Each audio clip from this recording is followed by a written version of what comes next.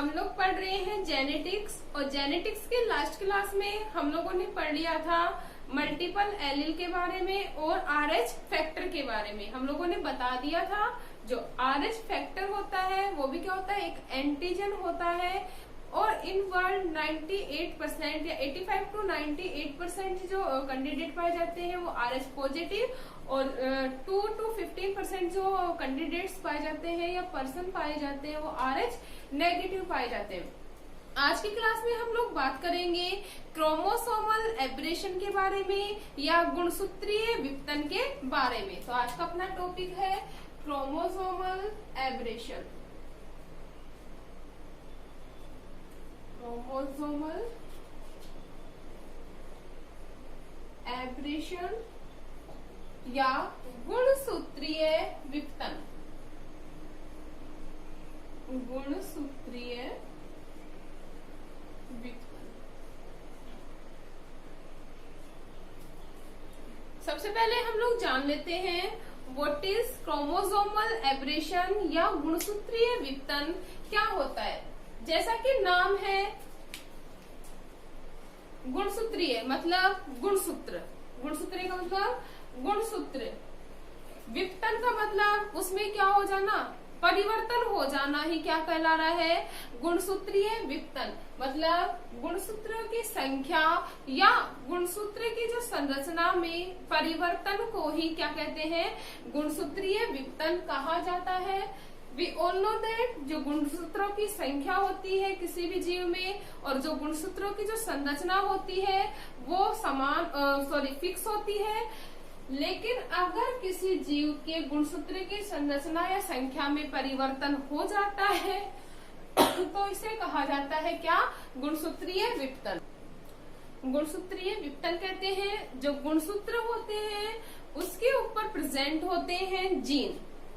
गुणसूत्रों के ऊपर क्या प्रेजेंट होते हैं भाई, जीन प्रेजेंट होते हैं। और ये जीनों का जो व्यवस्था क्रम होता है वो होता है रेखीय व्यवस्था क्रम। किस प्रकार से व्यवस्थित होते हैं, रेखीय रूप से जो जीन होते हैं, मणिकाकार या गोलाकार संरचना होती है वो व्यवस्थित होती है किसके ऊपर, ऑन द क्रोमोसोम। क्लियर है इतना। मतलब गुणसूत्रों की संख्या और संरचना निश्चित होती है, इसमें परिवर्तन कोई मतलब गुणसूत्रों की संख्या या संरचना में परिवर्तन ही क्या कहला रहा है, क्रोमोसोमल एब्रेशन। अब देखिए जो क्रोमोसोमल एब्रेशन होता है वो होता है मेनली 2 टाइप का। कितने टाइप का हो रहा है भाई, 2 टाइप का। कौन कौन सा, फर्स्ट है हमारा संरचनात्मक विपतन, जिसे हम बोल सकते हैं स्ट्रक्चरल एब्रेशन। और जो सेकंड है हमारा वो होता है संख्यात्मक विपतन। संख्यात्मक विपतन, ठीक है। कितने types of abrasion, mostly 2 type का होता है, संरचनात्मक और सेकंड क्या है अपना, संख्यात्मक विपतन। फर्स्टली हम लोग बात कर लेते हैं व्हाट इज स्ट्रक्चरल एब्रेशन या व्हाट इज संरचनात्मक विपतन।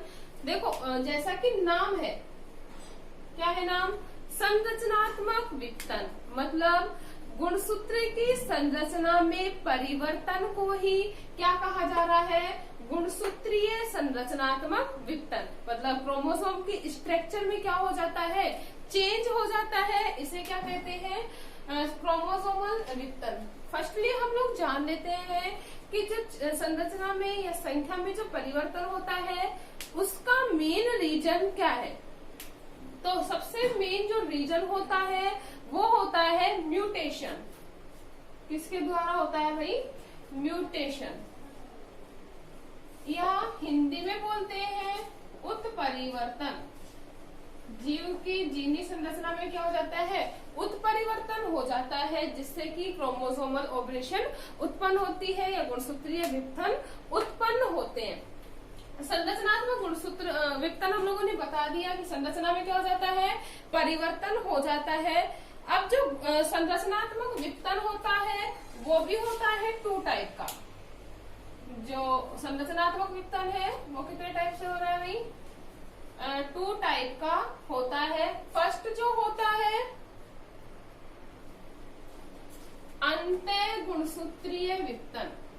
अंतः गुणसूत्रीय विघटन। और जो सेकंड हमारा होता है वो होता है अंतरा गुणसूत्रीय विघटन। अंतरा गुणसूत्रीय विघटन। फर्स्टली हम लोग बात कर लेते हैं व्हाट इज अंतः गुणसूत्रीय विघटन की।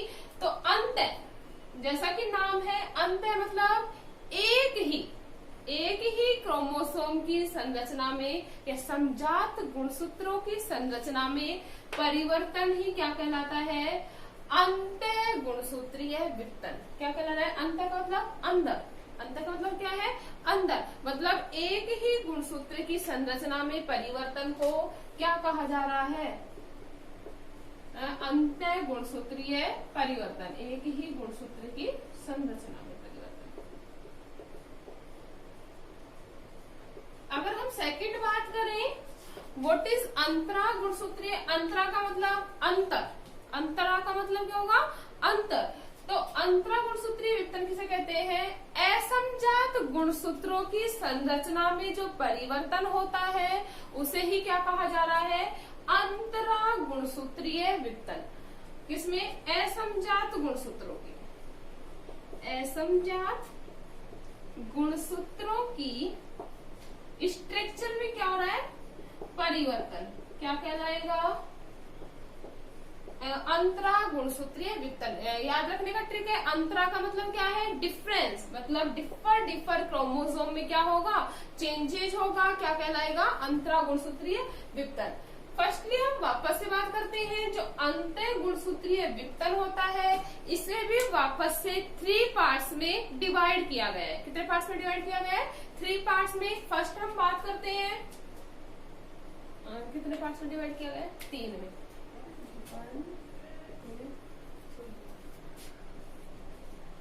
फर्स्ट है हमारा न्यूनता या विलोपन। न्यूनता या विलोपन। दूसरा है हमारा द्विगुणन। इसे हम बोल सकते हैं डिलेशन। डिलेशन। दूसरा है हमारा द्विगुणन। इसे हम बोल सकते हैं डुप्लीकेशन। द्विगुणन या डुप्लीकेशन। और थर्ड हमारा जो है वो है प्रतिलोमन, जिसे बोल सकते हैं इनवर्सियन। अंतः गुणसूत्रीय विघटन कितने प्रकार का? 3 टाइप्स का। कौन कौन सा? डिलेशन, डुप्लीकेशन और इनवर्सियन। अब हम बात करते हैं सेकंड जो हमारा अंतरा गुणसूत्रीय विघटन की। तो जो अंतरा गुणसूत्रीय विघटन होता है वो होता है एक प्रकार का। कितने प्रकार का? अंतरा गुणसूत्रीय विघटन एक प्रकार का। और वो होता है ट्रांसलोकेशन। ट्रांसलोकेशन या हिंदी में बोलते हैं स्थानांतरण। इतना क्लियर है? तो ये था हमारा संरचनात्मक विघटन। अब हम इनके बारे में एक के बारे में डिटेल से पढ़ेंगे। उससे पहले हम लोग जान लेते हैं संख्यात्मक विघटन क्या होता है। हम लोगों ने बता दिया क्रोमोसोमल विघटन कितने टाइप से है भाई? 2 टाइप से। कौन कौन सा? संरचनात्मक में हम लोगों ने बताया किसमें परिवर्तन हो रहा है? जीनी संरचना में या क्रोमोसोम की स्ट्रक्चर में क्या होता है? परिवर्तन होता है। क्या कहलाता है?